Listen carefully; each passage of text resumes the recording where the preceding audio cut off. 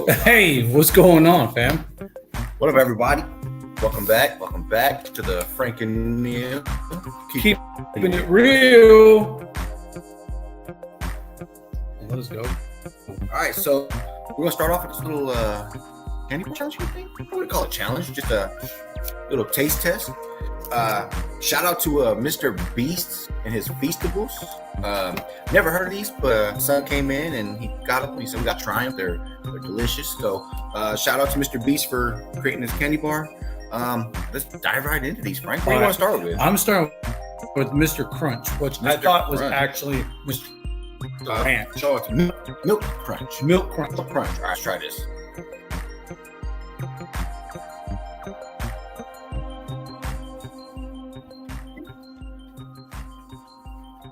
Now, what does it remind you of?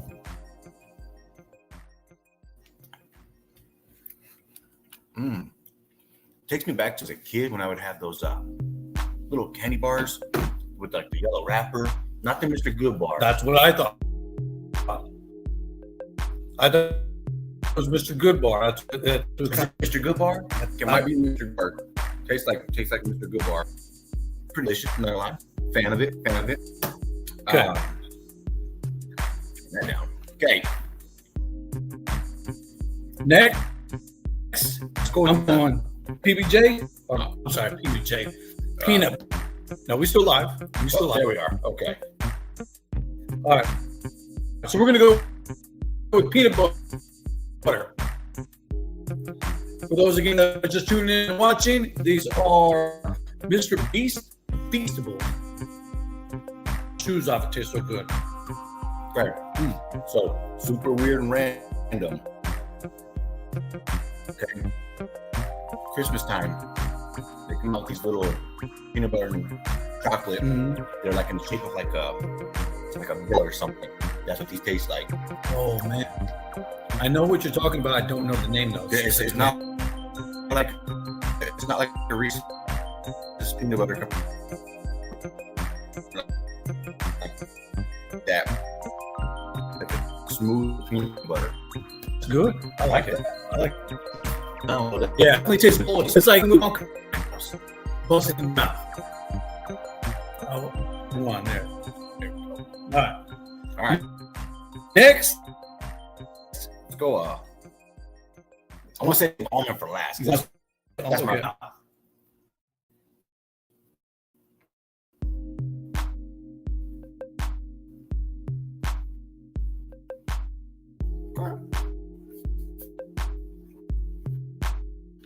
Definitely eat a chocolate now.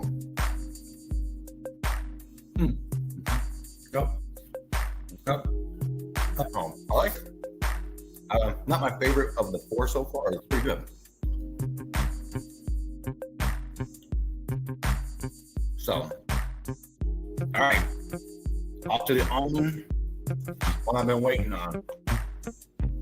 Okay, almond in. For the palate. My favorite candy is any chocolate almond.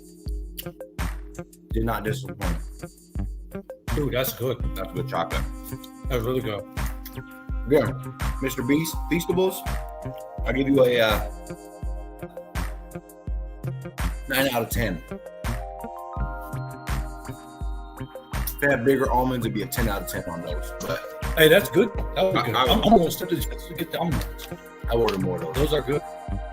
So, if Mr. Beast is watching, or anybody that knows Mr. Beast, we definitely love to support and encourage the thought and idea of you sending us some more of your candy bars. Let's put it here on the podcast. Yep, that most definitely. All right, Frank, let me ask you a question of the day here. Okay, so a little thing called impossible decisions. So today's impossible decision would be: would you rather live on a yacht in the ocean for the rest of your life, or cabin atop of a mountain for the rest of your life? But you can never go outside of the ocean, or you can never go off that mountain. Bang. That's actually a hard one.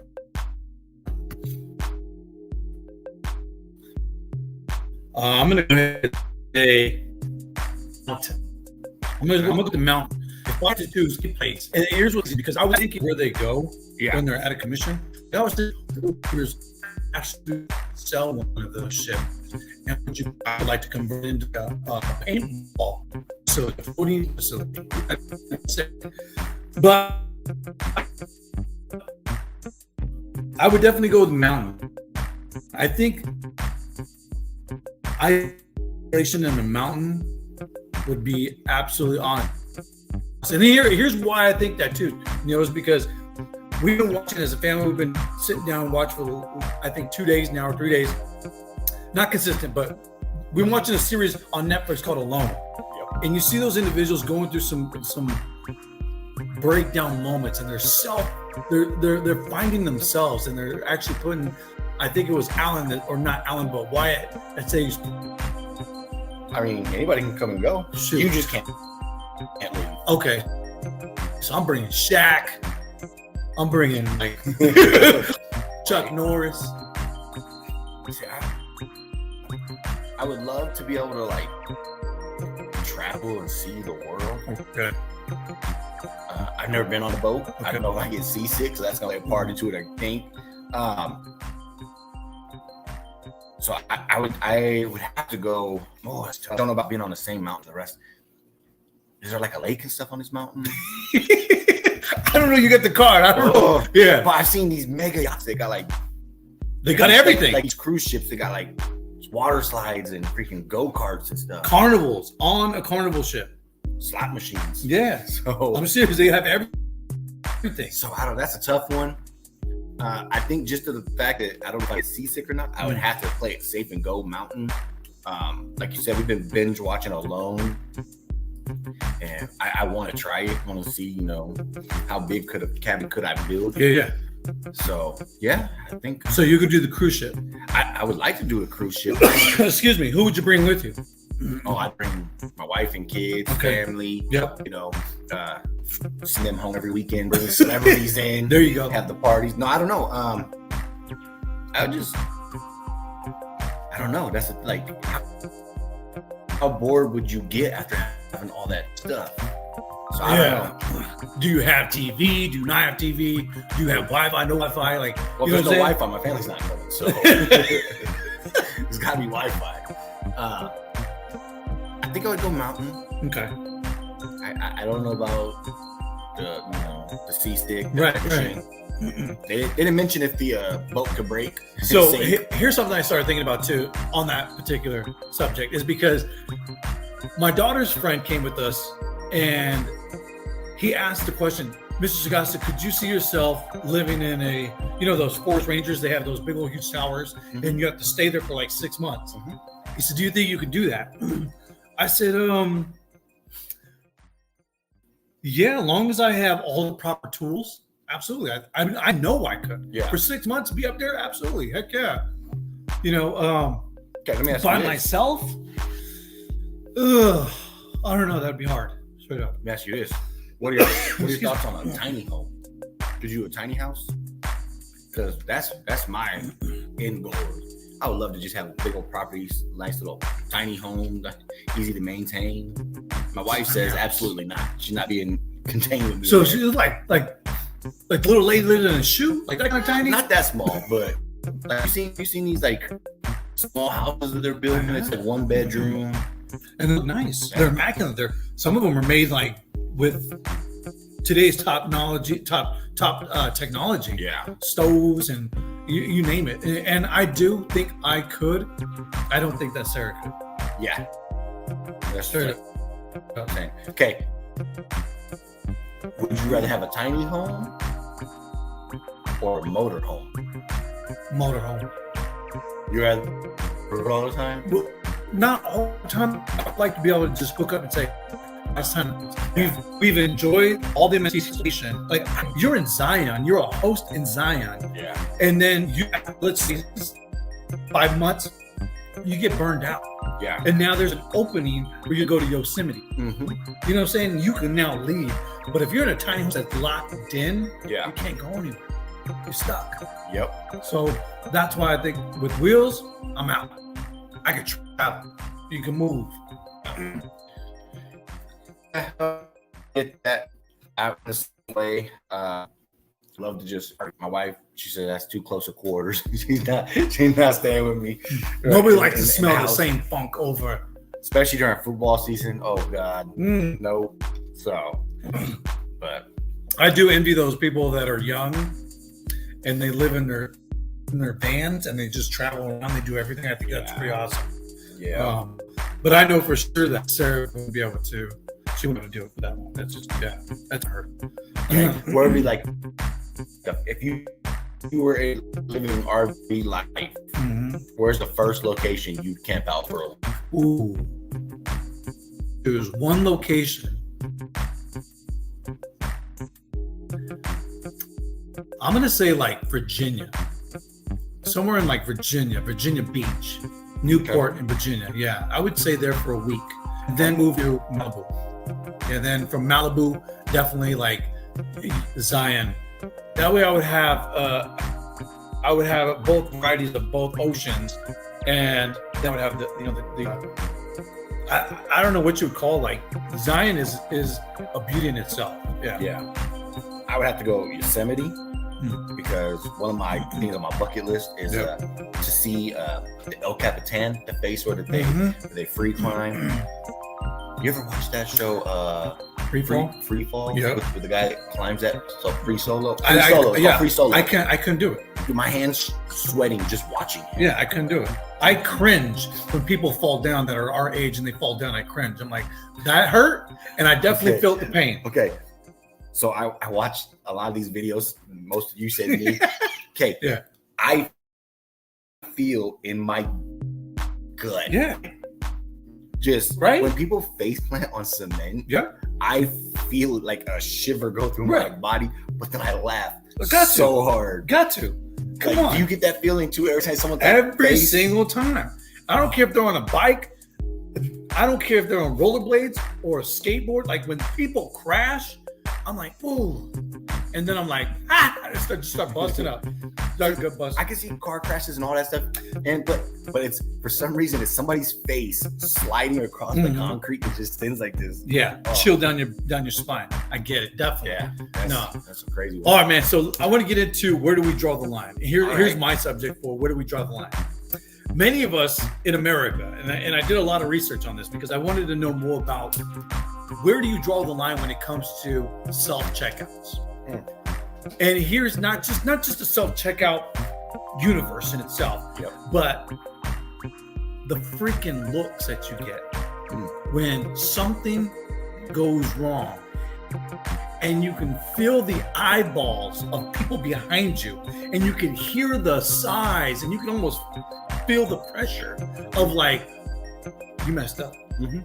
And now you got this cashier, this customer service agent from this organization who you obviously can tell by their demeanor, they don't want to be there. And you just pissed them off even more because you didn't know the code to the Apple podium. Yeah. And you're trying to ring it up. And then it's like, oh, you need ID. Yes. For cough medicine. Yes. And then lady, you look over, she's like, yeah, exactly. That's what I'm saying. And then the people behind you are doing the same thing, like, oh, this mother, I just turned to tell them, hey, sorry, I'm still in training. First day on the job. Yeah, I like that one. No, we've never been trained. I didn't ask for the computer to tell you to come over here and punch in your code. Right. You're mad at me. Give me those dirty looks. And why don't we get a discount for using those things? You feel me? Like, I got to bag my own groceries. I now have to type in. Sometimes I have to search the name. And yes, there are some times where I will misspell salary. And I'm like, oh, dang it. And I was like, hey, Siri, how do you spell salary? Yep. And I'm like, that whole aura. Now, do you feel like super rushed? Yes, absolutely. There could be nobody. I'm like, oh, I got to hurry before somebody gets here. Exactly. Because, it's just, I don't like it. Do you think that was COVID was an excuse? I'm pretty sure most of these big corporations have been looking for a way to get more money in their pocket and cut down their payroll. What better way? Oh, COVID, we can fire half the people and make these people do their own groceries. Yeah. So they came out in 2009. Prices didn't go down. No. Prices did not go down. But in 2009 is when they started coming out. Mm-hmm. There was a projection that by 2020 there would be 1.5 million. Today, worldwide, there are 41 billion. Mm-hmm. That's crazy. Yep. And we have the most in our country. Yeah. That's just crazy. Because, our companies want to save as much money as possible. And I get it. Listen, I'll do self-checkout if I get like a 20% discount. Right. Where's my employee discount? So I have to ask. There's only, I think, I'm more than certain. Very, very positive. Circle K is the only gas station that actually has a self-checkout. Mavericks has one now. Do they? Yeah. Okay, so is there a separate line for that? Yes. There is a separate line? Yep. Dang. But nobody ever uses it. It's confusing. It's confusing. I went the other day. I went to go grab some ice, which they didn't have any. But I'm waiting in that line. Go to. Yeah. There's no search button. Right. Just what department is this? It's not candy. It's not gasoline. Right. Okay. Finally, the lady goes, "You want me to help you?" Yeah. Yeah. What do I need to put a sign on? A beacon on my head with a little flashing light? The dunce cap. Yeah. No, okay, so if it is an issue with items, Yep. how many items do you personally take up to the self-checkout? I mean, And what do you think is too much? I've taken whole cartfuls. Damn. I've gotten to Walmart and there's one cashier and there's like 7 people on the line. I'm like, all right, here we go. So, and I've taken one item. Yeah, if I go self-checkout, no, not anymore. Not anymore. They stopped doing it. Yeah. Walmart's got this thing where if you move your hand and you don't have an item in it, Right? they call the attendant over.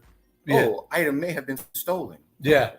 And I know that Target was actually trying to pull back after they pushed that on everybody, the consumer. They started pulling back now, and now they have this person, the I guess you would call them the self-checkout guard, that's now monitoring everything. So now you have a person at the podium, and now you're paying a guard to walk up and down. It's just crazy. Yeah. But I think, yes, to Anna's point, there has been a lot of theft and stolen items. But isn't that what you employ the loss protection agency for? Yeah, well, they can't do nothing. They don't do nothing. They can't prosecute them. You can't.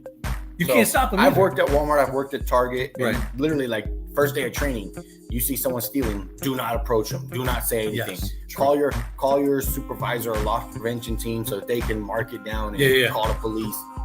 Can't touch them. Can't stop them. Right. And that's why there's so many thefts going on in all these stores, because the big stores don't want to get sued. True. From me tackling a guy and stopping him from stealing. Yep. And now he has the right to go and sue and make millions of dollars for committing a crime. Mm-hmm. Dude, there was in fact, because we're talking about this subject, but there was a convenience store, liquor store in Los Angeles that was literally, and they said that they approximately $32,000 worth of merchandise from this convenience store. The owner was on the news expressing his concern. It is a concern. It's a major concern because there's no repercussions, there's no accountability. And we talked about accountability back in episode 2 when we talked about sport athletes being accountable and coaches being accountable. Yep. So I think that there's an absolute fine line. So where do I draw the line? I draw the line that I think companies should employ the right people and spend money on the right people to put them behind a register again. That took customer service. That took away all that. Yep. You don't get a customer service no more. You don't even get that one-on-one contact relationship. You can't say, hey, hi, Sue, or hey, hi, Monica, or hey, hi, Dave anymore because they don't exist. Yeah. And I think, remember those 10 item or less lines? Yes. Leave that for the self-checkout. Let a lady sit there and watch a guy scan 2 items. Cool. I like that. I like that. Because sometimes there's, like, I'll run into Walmart and I need mayonnaise. Right. I just want to grab the mayonnaise and go sometimes. Right. Yeah. I'm on my way home from work or whatever. That line would come in perfect. Right. But when I got self-checkout and I'm sitting behind someone like me who takes a whole cart Yeah. There's no lanes open. Yeah. Never mind. Hey, so do you think that people should get I'm sorry. Do you believe that customers should get some type of a discount for bagging their own groceries, for scanning their own groceries? Like at Sam's, you scan your own stuff and you scan and go? Yeah, I better get invited to the Christmas party. I'm an employee. Basically, yeah. I'm an employee. Hey, I'm employed here. Where's the break room? Where's the kitchen, the employee kitchen? Oh my God. So yeah, no, So that was my where do you draw the line moment for each and every single one of you. Where do you draw the line when it comes to actually using those services? And do you believe? Yeah. So what's yours? I don't really have so much of a where to draw the line. Mm-hmm. Mine is more of like, why is the English language so hard, Frank? Ooh. Okay. So you come to my house, you drive on the parkway. Right. You get to my house and you park in my driveway. Like, instead of the parkway. Why is it not backwards? Yeah. Right. When I get a shipment, it comes in a truck. When I have cargo delivered, it comes on a boat. Again, backwards. Yeah. Like, yeah. Who came up with these sayings and were like these words? Yeah, we're gonna do it that way. I don't know. You know, there's always this talk of like a transgender league. Wait, what? Well, what are we gonna call it if we already have the word transport?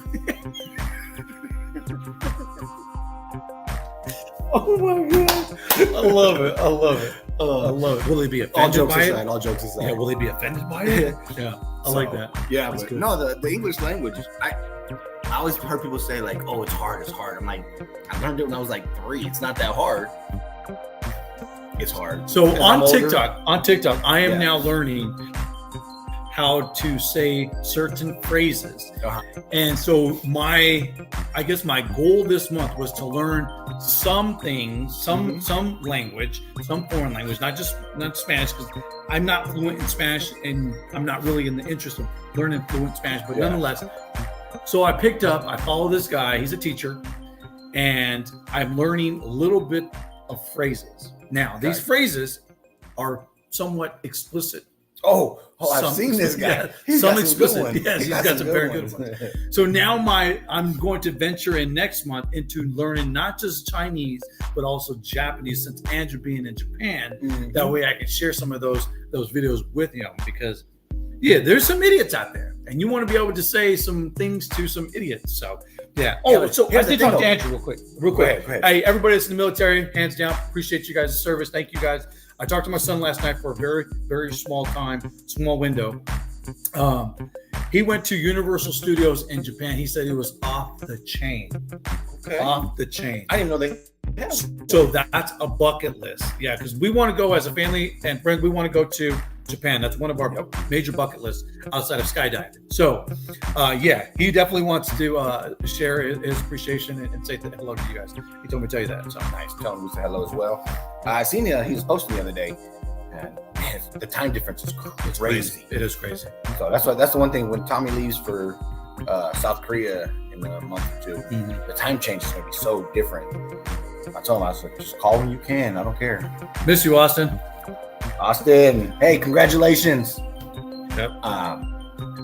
Just man, why are these kids growing up so fast? I don't know. They do. They grow up super fast. Austin, what are you now? 24, 25? He would be just a year younger than Isaac. So he's 23, 22 or 23.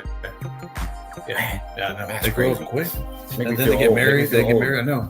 I was funny because we were watching baseball the other day, and I was thinking, you remember we used to have, you had this one call, and Austin probably remembers this, but he was the only one we could do it with. But we would say a certain thing, and he would come down at an outfield, and he would come to second base, and we tried to perfect that so much between him and the pitcher. I forgot if it was Angel or Anthony, and we would try to perfect that so much, and it was a good defensive play. Yeah, absolutely. My ball. Yeah, I'm 22, running on 23. Yeah, see, I knew you were 22. Yeah.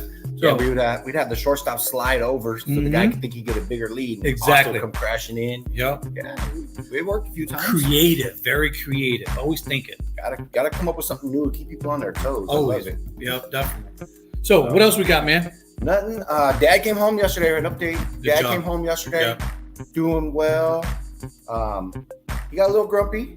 He was ready to go. I think he woke up at 4:30, put his socks, shoes on, and then like anything else, he sat there and waited till I think around 1:30. So he was getting a little agitated. Got out, got him some food, and brought him home, and he's doing good. So that's good. Yeah. So now tell everybody about the whole 4th of July moment where your dad assumed that he was going to get this veranda. So my dad is a little jokester. You talking about the chest tube one? No, where he thought he was going to be able to watch the 4th of July over the Vegas Strip. Okay, so my dad's hospital room had a window that looked out to like the Las Vegas Strip. And he got moved there on July 3rd, so he's excited. July 4th, he's going to see all the fireworks. Next morning, July 4th morning, they moved him to a new room that had no window. So, needless to say, he was not a camper. But my dad, being the jokester that he is, was standing up, and one of the new nurses had came in and told him he had to sit down because he had a chest tube in. And my dad, what? When did that get put in? That poor nurse freaked out, didn't know what to do. Oh, Dad, love you. Yeah. Keep up the jokes. That's cool. I'm glad you're doing well. That's cool. He tried canes, and Raisin canes. After having all that hospital food, he didn't look like he was gonna be too happy with it. And then I hear, this bread is delicious. I look back, he got the whole bread just going to town. So yeah, glad you enjoyed that. You know, that's funny you say that because we were thinking about this morning, Anna. We were also thinking about those people that go home from alone. It would be nice to see that experience of like the next day waking up in your bed. Yeah. Or that night when you actually, you shower or you sit down with your family to have the dinner. And that first bite with a freaking spoon or a knife or a fork, right? Plate. Yeah. You know what I mean? Like, what is that experience like? You know, because I believe in that whole series, you know, I believe every single one of those people, especially if you made it past the first week, you're a freaking winner. Oh, yeah. Like to be on your alone, survival instincts, and only a few items to bring, like you're a winner. And with that, I know that I shouldn't say I know, but I would feel that each and every single one of them could actually start their own podcast, their own book. They could go out and do different facilitating or orators because of that experience. You know, I know a lot of them have their own like schools and stuff where they teach people how to be outdoor survivalists and stuff like that. And I don't know that I would need a school as much as I would need like a whole community. Right. Like I could do all of it. Just bring me a chef. Okay, that's it. You bring me a chef and I'm surviving. I don't care. Yeah. But I want Gordon Ramsay with me when we go. Right, okay. Bear Grylls, okay? The one dude made a gourmet meal out of a rat. Yeah. Hey, okay, that's where I draw my line. I don't eat a rat. I don't care. Okay, so if I'm eating that reindeer moss off of the bottom of the rock before I eat that rat. I'm eating that itchy butt berry before I eat that rat. Okay, for those that don't know, I don't know where they were at, but they have a berry that has a little fur on it that makes your butt itchy. I will eat that before I eat a rat. Okay. Oh, you see me boot scooting like a little dog. What do they call it? Butt scooting, whatever. Booty scooting, dragging your butt. A rat. I don't care. It's not. Oh my god. Oh my god. Yeah. I say that, but I've been to a lot of restaurants. They probably did certain. It's probably delicious. I'm not eating that. Oh my god. So I definitely, if I were happen to be on this show, I would definitely have to draw the line on the rat. I could do the squirrel. I could do the fish. I could do the bald eagle. I mean, bird. Yeah. Not a bald eagle. You can do a bird, a moose. The bear. I would be that dude though. By week 1, or I'm like sucked up like a Safeway chicken, running after every single thing in my imagination, trying to kill it. Even my shadow. I lose my shit. What do you think would be the hardest part for you out there? The hardest part definitely would be for me. Oh man, that's a good one. I think it'd have to be literally, wow. That's a very good question, Neil. Damn. See, for me, I don't know what would be harder, missing the family or like That knowing that I have to kill these animals just to eat. no, I think it's Like I don't mind missing eating. family. I don't mind eating meat. I don't want to be the one killing it though. Yeah. Like the one dude, he's sitting there talking to it as he killed it. Like I know. can't do that. Missing the family would be the hardest one, but like think so. outside of missing family, because we know that's gonna be the hardest. Yeah. Outside of missing family, what's gonna be the hardest part for you? The weather. It's going to be putting the animals down because I have to survive. That's rough. Now I say that, but after about 13 hours of not eating, True. Yeah. Right. Yeah. let a pine cone move. We getting shot. So Yeah. No. Everything dies. Yeah. yeah. I don't know. That's a very interesting question. I like that question. I told you. It's very good. Me, you, Anna, Sarah, we're gonna go out to a wall of pies. We're gonna try it. Sarah and Anna said no, but I think it's yeah. I really believe it's manageable. yeah, It really is manageable, and I definitely believe that, like you said, you have to be properly trained. oh yeah, And watching these individuals, many of them have spent most of. Let's hands down. Mhm. Both of them, both first and second place, were from Canada. Yep. So ultimately, yeah, they had this in the bag. One of them did. Yeah. You know what I'm saying? So just to update though, we watched an old season 10 of Alone on Netflix. Not the season that's going on right now, so there's no spoilers for you yeah, guys. not spoiling anything. Yeah, they were both from Canada, so they even said like this is kind of like their Mhm. backyard. Third place was a guy from Georgia. Unfortunately, he couldn't handle that weather. He Yeah. never felt anything like that, so That's rough. he kind of was at a disadvantage. Minus So- 12 degrees, the 23 degrees. That's rough. That's straight up rough. Listen, it's 122 outside. I'll Oh, take God. that cold weather. Hey, I'll put a straight up, fire dude. on, throw Yeah. some more clothes on. Yeah, I will set myself on fire if I want to get warm. That's Yeah. crazy. You live here in Bullhead City, Arizona. I don't know how. Okay, so I got to ask. Yep. We talked about this on July 5th. Yep. And in fact, I even talked to Gary because Gary posted a picture and I went on there and I commented Yeah. on Facebook. But he put his thermometer on his back porch. It said 130. Yeah. It was like 130, 127, 130. Now, of course, I comment. Top. How do you go from 127, 130? Like not 129, 130? Yeah, right, 127, between 127 to 130. I moved because just the other day down in Palm Springs, it was 122. Yep. And they said that was record. You made this statement, and I definitely concur with it. Does the meteorologists in our communities or whoever feeds us this news, do they have a say in how they do it? Because we know, those who have been here long enough, we know when it's extremely hot. Mm-hmm. Our vehicles are registering the temperature. Yeah. And some of them are stored in the garage like yours. Mine the other day was at like 140. That's what I'm saying. Like, And that was driving around. That's not like, hey, I just pull it out of the sun. right. Like I'm driving around and it says 140. I think there's a lot of factors that go into I've it. said for the longest time that, I think whoever runs our tourism here Right. has some kind of say so and says, hey, let's keep it below 120. What say you guys? What say you guys? I don't know what state each and every single one of you or what country you're tuning in from, but you'd have to ask that question. Does that have a factor? Does the meteorologist or the tourist attraction centers have some say or some pull? I know some of you guys are probably thinking, oh, you guys are conspiracy theorists. No, it is really interesting, especially in our area, because July 4th, our whole river was packed. I mean, there was not a spot. And it was like 121, 122. It was 118. I'm sorry. 118 is what they said.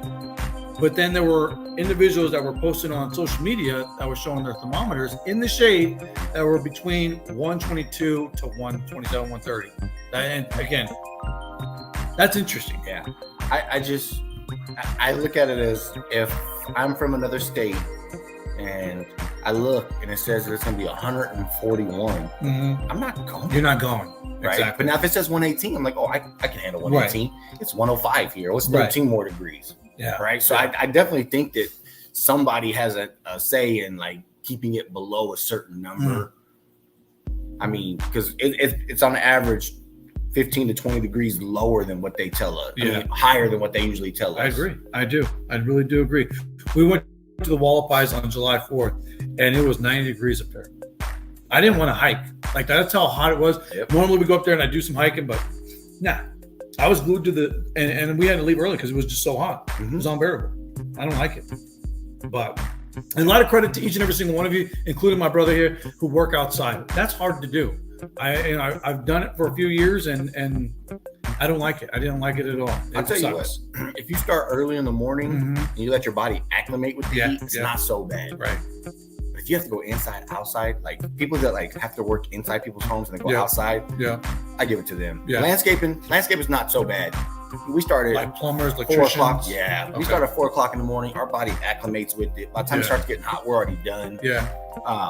We have a guy that comes in and sprays for bugs here. I could not do that job. Yeah. He goes inside my house, outside my house, inside the house, outside. Yeah, because you're changing your body temperature. Yeah, it's just there's no way I could do that. So shout out to those guys. Appreciate it. People that delivering our mail. Oh my God. UPS, FedEx, Amazon. I've seen some of these trucks. Service. Some of these trucks are 130, 140 degrees inside. Yeah, they got like these special wraps. I've seen some of these women and some of the guys too, but they have these. Oh, talking about individuals. So somebody showed up last night. Delina was like freaking out. She's like, somebody's at our door. I'm like, okay, maybe a salesman. Let's check it out. Yeah. So I go to the front door. Yep. He's selling solar panels, right? Life lesson to each and every single one of you, especially if you decide to get into the sales game. And I believe that every single career, every single job out there, you have to learn some type of sales. This dude sucked. Straight up. And I'm not going to throw him under the bus, his name or his company's name. Austin's selling solar panels too. He is, right? And that's what we're going to get. It wasn't Austin, was it? It was not Austin, but we're going to get Austin here on the podcast with us to talk about more of the solar panel business. But this dude came to the house, and his pitch was the worst pitch on planet Earth. And again, I'm all about like understanding how you sell your product, and if you're not good, I understand the whole philosophy too. Throw them to the wolves and let them learn. I like that one too. That's a good one too. But yeah, he showed up on a little scooter, dude. Like I was. Okay, I'm sorry, we're not in Europe. How hard is it to sell solar panels out here, though? Like literally, just be like this. I'm thinking if I could cut your rates today, and you could look back in the next 3 to 5 years and thank me, send me an actual welcome greeting card because I saved you so much money. Would you do that today? Would you sign today? And most people will say, yeah, I want to save. I want to save because I'm spending so much money. What if I could just say something like this? If I could sell you a solar panel that would just generate your TV and your AC, would you sign today? Yeah. You know what I'm saying? Like, make it simple. What's the old term? KISS? Keep it simple, stupid. Okay, but let me ask you this, though. Do you think that door-to-door sales now is looked at as frowned upon? Oh, by far. By far. Nobody wants to be disturbed. Everybody's freaking anal. Well, for me, it's not even so much that. It's like, how do I know that person's a real... Legit salesman? Yes. Oh, my God, Neil. Because I see these guys come to my door the other day. They had like just like a t-shirt on, didn't have the company name or nothing. Oh, yeah. And he had like a little laminated badge. And I'm like... So was that the same guy? I don't know. That's exactly what he had. I was like, wait a minute. I didn't see the scooter, though. Wear a company shirt if you're going to come door-to-door sales. Straight please. up. Look professional. Definitely. I agree. This one particular moment, and this is a true story, this individual from a phone carrier, a well-named phone carrier, came to our house, and he actually sold me on the idea, and I was actually bought because I definitely wanted to change carriers because my son's in the Navy, and he's in Japan. So okay, here's an excellent opportunity. Well, make a long story short, it was not. It was the biggest headache on planet Earth, and I was out of cell service for 3 days. Now, if anybody does anything with their phones, business, your form of communication, 3 days is a long time. Yeah. And I was so thankful for my local branch who helped out. I spent 7 hours there, but they helped out. And and I'm absolutely thankful to them. That's great customer service right there, straight up. But if you're going to go door to door, and I think door to door sales is the number one profession on planet Earth outside of being in the NBA or some sports, I think it's still the number one profession. When I had my window cleaning business, I did some door to door. People just don't answer the doors A now. lot of them don't, especially summertime. Like I could see you looking at me through the window. Like what That's is it? great for status right there. Do I just I'm leave in the a- bath. Leave a little door hanger and I keep going. Yeah. I'm just like, all right. Yeah. But I loved it because the interaction and talking to everybody. Yes. But 9 out of 10 people would tell me, oh, I don't know if you're a real company or not. Right. You can Google it. I'll come back later. Call me. The number's on there. Okay, so forgive me because I don't remember his name all the way. Mhm. But the greatest salesman that I literally admired so much was the dude that came knocking. He said, "You see the stain on that concrete?" And he sprayed. Remember that dude? Yeah. I know a lot of people remember it. He blew Please, up. Michael. I don't remember his name, but I do know that He sold the pink. blew He up. sold that pink like shoe cleaner stuff. It was everything. You can clean everything. Rims. He says, "Don't let your neighbors see that I'm over here doing this because then they'll want to buy me." You know, like he went on, like to express it. He went on YouTube. Kenny Brooks. Kenny Brooks is his Kenny name. Brooks. That dude was the His number pitch- one. his Yes, pitch his pitch was was amazing. awesome. It didn't matter who he was pitching No. to. Like he made him laugh. And That's what he broke the ice, and I think again, that's why it's the number one profession on planet Earth is because you're selling yourself, not just the chemical and the product, but you're selling yourself to people, and that's very hard to do. yeah, Very hard to do. He said, "You don't like the product? I'm Michael Jackson. I'll beat it." It's exactly, yeah, exactly. Oh my God, yeah. Anyways, it was good stuff. But no, I definitely commend each and every single one of you that are working outside, especially in Arizona. That is hard to do, straight up hard to do. All right, now what's next, man? I don't got much else. Is that it? This week? Yeah. All right. Hey, shout out to everybody that watched. Sorry about the technical difficulties early on. I don't know why it kept freezing up. It's this heat. It's the heat. It messes everything up. Definitely, especially But- our brains. Thank you for sticking through and finishing this out. Yeah, appreciate it. What's up? We'll see you guys next week, episode 8 of the Frank and Neil Keeping It Real show. We out.